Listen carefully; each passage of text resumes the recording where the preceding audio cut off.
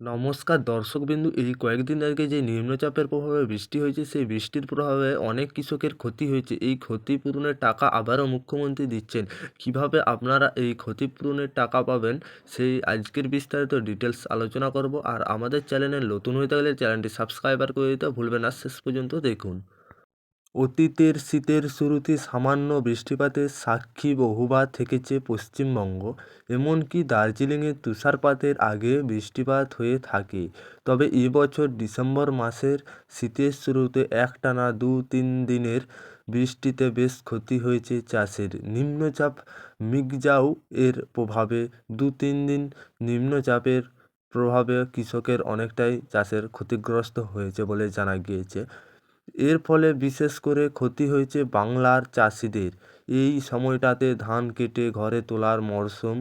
অন্যদিকে আলু রোপণ করার আলু বীজ পাশাপাশি রয়েছেন একাধিক শীতকালের সবজি চাষ। কিন্তু ডিসেম্বর মাসে অকাল বৃষ্টিতে ক্ষতি হয়েছে এইসব ফসলের। ফলে ব্যাপক সমস্যায় পড়তে হয়েছে বাংলার চাষিদের। বাংলার কৃষকদের আর্থিক অবস্থায় পাঞ্জাব হরিয়ানা কৃষকদের মতন স্বচ্ছ নয়। বাংলার অধিকাংশ কৃষক ছোট্ট ছোট জমিতে চাষ করে জীবন নির্বাহ করেন।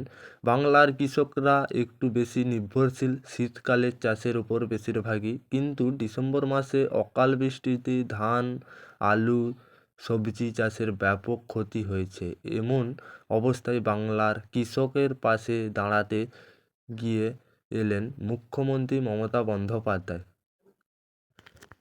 এখন যারা বাংলার শস্য বীমা নিজের নাম নথিভুক্ত করেননি, যেসব কৃষক বন্ধুদের ক্ষতিগ্রস্ত হয়েছে, তারা আগামী দুয়ারে সরকার ক্যাম্পে এই কাজটি করতে পারবেন।